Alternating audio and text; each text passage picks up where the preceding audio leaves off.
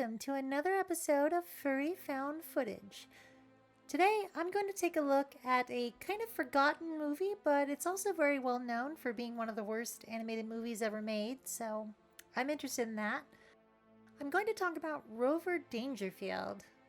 Now, this is an interesting movie. It was directed by Bob Seeley, who only has this and one other credit, and James L. George, who also worked on another Beauty and the Beast story, Beauty and the Beast. One of the writers was Harold Ramis, who played Egon in Ghostbusters and did a little something extra in that film I like to call writing it. The animation was produced by Hyperion Pictures. Previously, they worked on Object Empathy Extravaganza, The Brave Little Toaster, and they bring their rather impressive animation chops to this movie. So unfortunately, the DVD for this movie is a zoomed-in 16:9, so it's cutting off the top and bottom half of the picture. It would have been better to buy a VHS tape. I really don't know why Warner Brothers in 2011 decided to put this movie on DVD and did it wrong. It's from the Warner Brothers Archive collection, which seems like a funny name considering they discarded about 20% of their movie. So why don't we jump in? Okay, here's the thing. There really aren't many animated films set in Las Vegas, and I did not remember that going in. Picture me, a girl who loves the aesthetics of excess and enormous theatrical productions, seeing this glorious filthscape. Excellent. And even better, it's 90s Vegas when they still had Dorothy and the MGM Grand, the gibbering madness that was a Caesar's Palace laser show, very scarring for baby me, and fire-breathing dragons within 20 feet of yard-long margaritas. What could be better? The film even opens on a dice game, so not only is Rover a talking dog, but he's a gambling talking dog. Now, dogs making wagers is nothing new, but there's even showgirl dogs, along with a traveling dog show called Carmine's Canines. Interesting. This movie came out in 1991. Let's flash back to a Rodney Dangerfield comedy bit from 1982. And I'll tell you, I got a dog. Well, I didn't pick him out. He picked me out. We met in show business. He was part of a dog act, Carmine's Canines. Carmine's Canines. 9 years is a long time to bring back a joke from one of his old bits, but there's a reason for that, and I'll come back to it later. The basic plot of this film is that Rover, on the run from his owner's mob-connected boyfriend, relocates to a farm, where he falls in love with a girl dog and farm life. Why don't we look at some of the characters? First, you've got Rover. He's based entirely on the character Rodney Dangerfield played for something like 50 years, coming into prominence in 1967 on The Ed Sullivan Show. This is what he's best known for: self-deprecating comedy, casting himself as a down-to-earth, no-luck, and no-respect comedian. Apply this to a dog, and you have essentially the same thing, but with dog jokes instead of human jokes. My own teeth? I jog every day. I mean, do I look my age? What I love about this movie 32 years later, and probably what a lot of critics and internet scholars hated about it, is the fact that Rover is drawn to look like Rodney Dangerfield. He's more anthropomorphized than every other animal in the film, and it's consistently hilarious. He's the only one who walks on two legs, and he makes some incredible faces. It's obvious the animators referenced film of him doing his act to flesh out the character. No respect, no respect. I was an ugly kid. I never had fun. No respect, no respect. They took me to a dog show and I won. No respect, no respect. During the film, Rover comes to terms with being a gadabout and discovers farm life and love isn't all that bad, except when things are dying and he's getting the blame like the Gellert's hound. While he's the protagonist of the film, there are a lot of other standouts, so let's move on. Connie is Rover's owner. She's a showgirl suffering from the lifestyle of her boyfriend, who is drawn like he jumped out of heavy metal and into this innocent kids movie. The characterization of her in her animation is really quite good. The expressions in this movie are one of its high points if you appreciate hand-drawn animation. And I love the humanizing moments, like this birthday party early in the film. It's nice to see showgirls presented as people with ordinary lives who care for each other. In that sense, it's a really positive portrayal.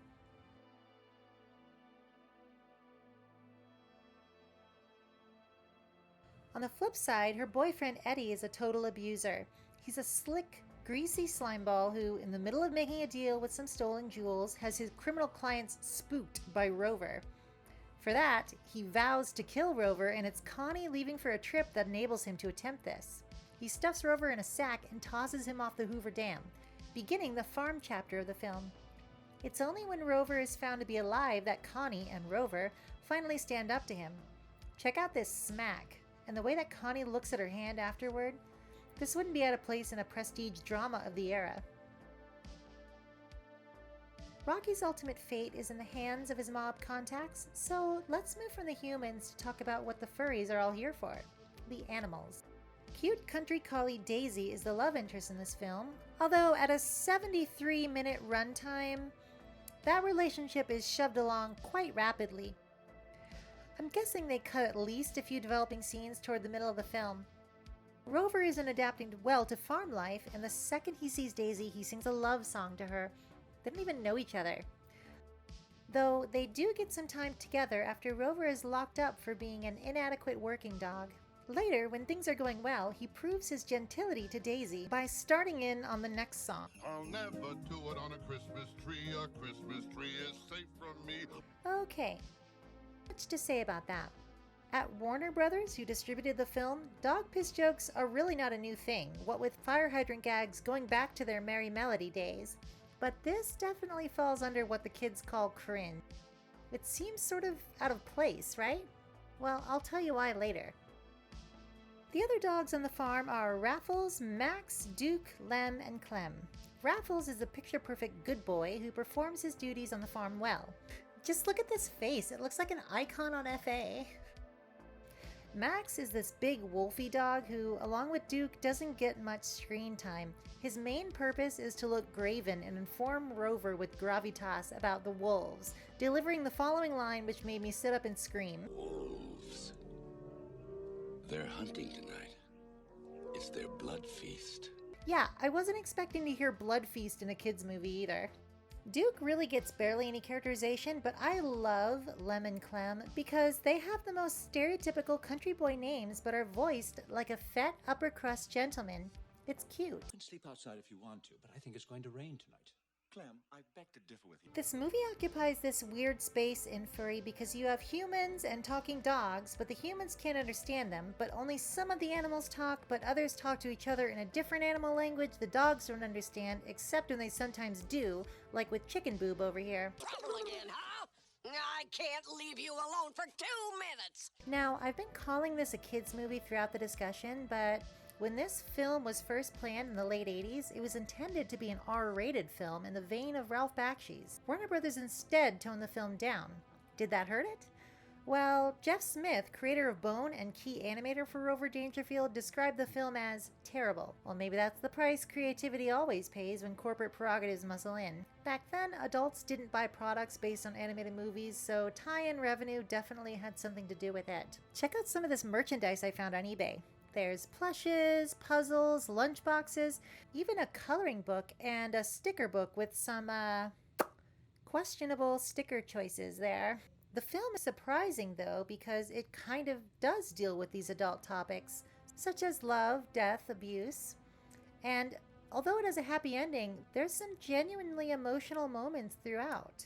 The fact that Connie is willing to sacrifice Rover because she knows that he loves Daisy is actually really sweet. That kind of, if you love them, let them go sort of thing. Now, the most interesting thing about this movie is that Rodney Dangerfield came up with the story concept, produced it, and even wrote the screenplay. Fascinating. That's why it sounds so much like him. How often does that sort of thing happen nowadays? This seems like it was a total passion project for him. The movie occupies a strange space on the Bluth-Bakshi scale. Looking back on it with a modern eye, I find it interesting that it doesn't shy away from things like love, death, piss, and childbearing.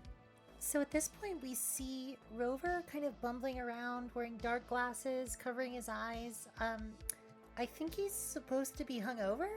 And it's interesting because you know the filmmakers had a version of the script that was adult, and when they retooled it for the kid audiences, they left whatever scenes in they could because they didn't want to have to rewrite everything. That's expensive, right? So we get this scene of Rover hungover after his previous night included dancing, singing, and eating bone. So I'm not sure what part of that would have carried over into drunkenness, but yeah, So there's this scene with this kind of lunch lady Tress MacNeille turkey, and it exists basically for Rodney to do his bit. And it's the same kind of bit that he did in the Simpsons episode Burns Baby Burns, where he plays Mr. Burns' younger brother. I don't get it. Yeah, don't worry about it, Drumstick. It's kind of interesting when you compare a star's appearance on different cartoon shows. So you could say that this film is about the evils of city folk and the unadulterated virtue of farm folk, except for the fact that even though the farmer and his son take Rover in, they are constantly threatening his life. If he steps out of line for so much as one gag, he's gonna catch a bullet. Anyway, towards the midway point, Rover gets hit by a car and dies, so that's where the movie ends. No, I'm kidding, he's fine. It's this brush with death and Daisy's encouragement that gives Rover a new lease on farm life. Suddenly he's dedicated to being better, to working instead of philandering and gambling.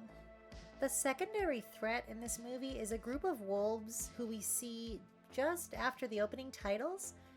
They come back during Christmas time and immediately go for that lunch lady turkey. Apparently she looks delicious. Rover, of course, gets blamed for her death, and I do mean death. She is dead here. It's kind of weird how dead she is. Usually they kind of fade to black, or they don't show the body, or they certainly don't play with the body. Rover is going to be killed for killing the turkey, which he did not do, and he's in the shed with a stay of execution. Daisy longingly puts her muzzle through a hole in the shed to visit him, and the kid sees this, which is like just terribly sad. Rover is marched like the condemned through the snow, and basically the owner prepares to shoot him. It's kind of surprising just how dark movies got back then. Lives were always at stake. Anyway, the real culprit behind the murders, the wolves, show up to attack the farmer just as he's about to shoot Rover, exonerating him and saving his life. I guess he owes them something now. What follows is a chase sequence and a series of wolf jokes. Oh, I know what you're thinking. You'd rather be at Grandma's house. And Rover, well, saves the day. He's a hero dog, and that lands him in the paper and clues in the city dogs that he's still alive, beginning his triumphant return to Las Vegas. I know animated films love to do this sort of thing all the time, where they would have somebody think that the character was dead, but in this movie, it's pretty dramatic. Daisy thought he was dead. She even heard the shot. That poor dog has been through so much. So this is another animated movie thing that they used to do all the time. The hero has a bunch of kids with the heroine, but in this case it's kind of weird because we have this end of the farm chapter. Rover goes back to Vegas, languishes, and when he finally makes it back to the farm because he misses Daisy, he finds out he has 5 kids. Isn't it interesting how filmmakers always do that thing where the male babies look like the dad and the female babies look like the mom? That's usually not the case in real life. Usually features are kind of mixed around. It looks like Daisy gave birth to a bunch of purebreds from the DNA that was in her and Rover. There are very weird genetic implications going on here. Excuse me while I think out loud for a minute. I'm going to talk about some pretty heavy topics involving art and call-outs, so if you don't want to hear that, feel free to skip ahead. We're at a point in the furry fandom where we've been before, with the new burned furs movement reacting strongly to the copulation. Do you get censored on YouTube for saying naughty words like sex, even in an analytic context? And paraphilia positive attitudes of others. There are those who would look at a movie like this, or the trailer for upcoming 2023 movie Strays, and say they encourage illegal activity by acknowledging that talking animals do certain things. Entire swaths of talking animal movie fans have been drawing Balto and Lion King fan art, including adult fan art, for decades. What I'm curious about is where people are drawing the line. I see tons of callouts for things, and I think they can be a little bit like a drug. Powerless folk, disastrously stressed by the world at large, seek to gain control and clout by casting themselves as the ultimate moral authority for those around them. They're addictive. You can bet there are people who do them as often as they can and then pat themselves on the back, while well-documented predators who did way more than draw a picture continue to remain in the fandom. What's up with that? Now, there's definitely art that I don't agree with, and art that even deserves censure, but it really seems like judgments in these callouts broaden week after week, and vary considerably in terms of what an individual says goes too far. I notice quite a few of those who start callouts often have something in their profile other people in turn would disapprove of. Anecdotally, hardcore gore art seems to be a bit of a commonality. On one side of their mouths, some of these people decry images as having power and influence over others and thus are deserving of rebuke. And out of the other side, they see nothing wrong with promoting hyperviolence and paraphilic gore art. I know where my lines are, but I don't personally know about the community at large. It seems like there's not a lot of agreement about things. Now, I don't know if pictures of Nala with bedroom eyes, as purveyed by sources as seedy as Disney's Lion King, will push someone to do something illegal with a lioness. In the same way, I don't know if art of a twitchy serial killer beheading people will push someone to do something illegal with a knife. Debates have raged about this sort of thing for centuries. Do the animals need to be wearing clothes like Michelangelo? Are the proportions in Zootopia too close to real animals? For some people, liking werewolves and owning a fursuit with genitals are equivalent to illegal activity. For others, focusing on ears, paws, or mouths is going too far. Further, some think all furries are reprehensible deviants. I don't think there will ever be concrete community agreement on any of this stuff. A lot of it seems like it's a matter of opinion, and the best thing people can do is block content they don't wish to see.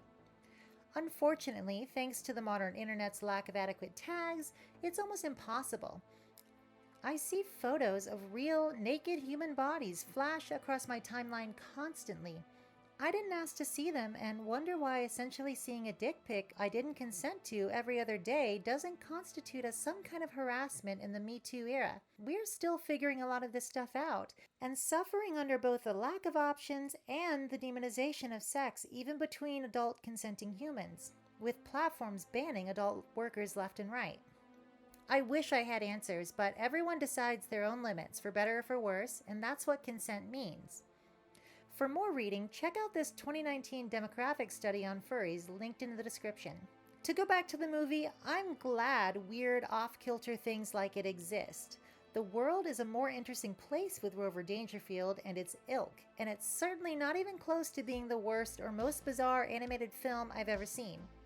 I'll just have to save what those are for another day. As always, thank you for joining me, and I'd like to thank my Laserdisc Patreon supporters Goddle Drury, Stubadub, Miorja, Crown, and Norman Whitetail. You can support me on Patreon, that'll help me keep making content like this, and I really appreciate your views, likes, subscriptions, everything. Until next time, this is your Dark Sorceress signing off.